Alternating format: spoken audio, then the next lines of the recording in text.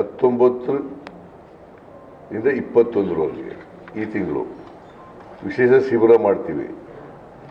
ಆ ಶಿಬಿರದಲ್ಲಿ ಸಮೀಕ್ಷೆ ಮಾಡ್ತಾರೆ. ಅಲ್ಲೂ ಬಂದು ಹೇಳ್ಬೋದು, ಯಾರು ಒಂದು ವೇಳೆ ಬಿಟ್ಟೋಗಿದ್ರೆ ಅವರು ಬಂದು ಹೇಳ್ಬೋದು. ಆಮೇಲೆ 3ನೇ ಹಂತದಲ್ಲಿ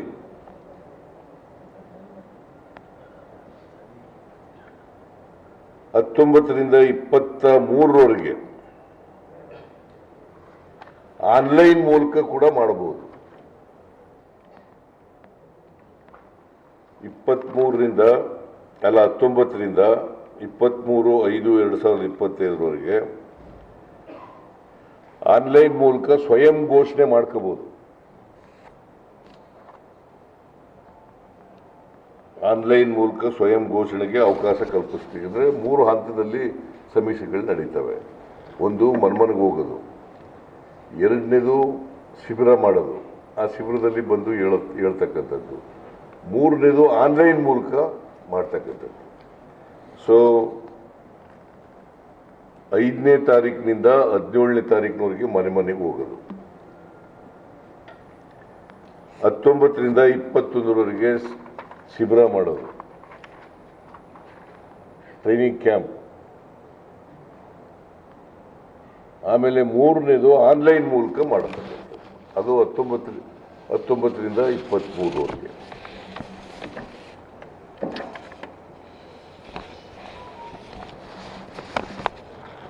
ಸೊ ಈ 3 ಮೂಲಕ ನಿಖರವಾದಂಥ ಮಾಹಿತಿ ಪಡ್ಕೊಂಡ್ಮೇಲೆ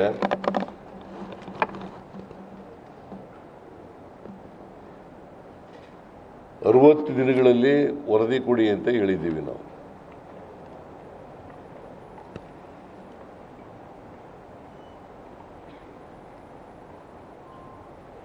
ಅದಾದಮೇಲೆ ಶಿಫಾರಸನ್ನು ಮಾಡ್ತಾರೆ.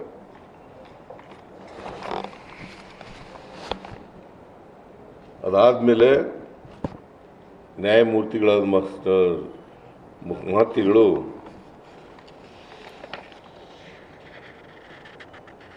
ಆಮೇಲೆ ಈ ಸಮೀಕ್ಷೆ ಕೈಗೊಳ್ಳಲಿಕ್ಕೆ ಮೊಬೈಲ್ ಆಪ್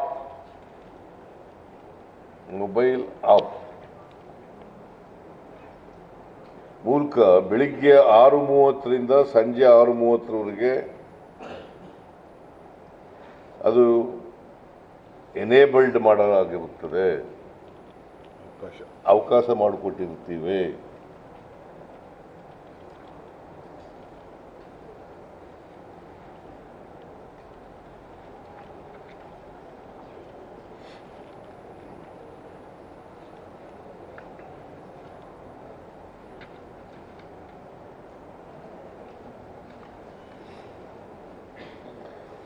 ಇದು ಮನೆಗೆ ಹೋದಾಗ ಅವರೆಲ್ಲ ಮಾಹಿತಿ ಕೊಡಬೇಕು.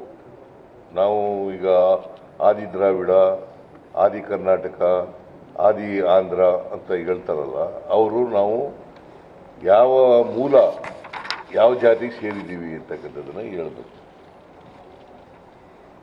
ಮೂಲ ಯಾವ ಜಾತಿಗೆ ಸೇರಿದ್ದೀವಿ ಅಂತಕ್ಕಂಥದ್ದನ್ನು ಹೇಳ್ಬೇಕು. ಒಂದು ವೇಳೆ ಆ ಮನೆಗೆ ಹೋದಾಗ ಮಾಹಿತಿ ಕೊಡಲಿಕ್ಕೆ ಸಾಧ್ಯ ಆಗದೇ ಇದ್ರೆ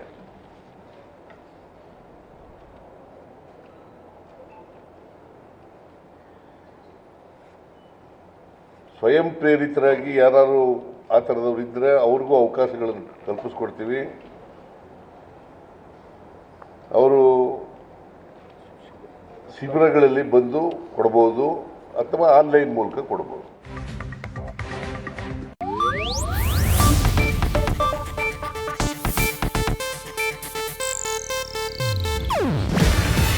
ಇದು ಏಷ್ಯಾನೆಟ್ ನ್ಯೂಸ್ ನೆಟ್ವರ್ಕ್ ಪ್ರಸ್ತುತಿ.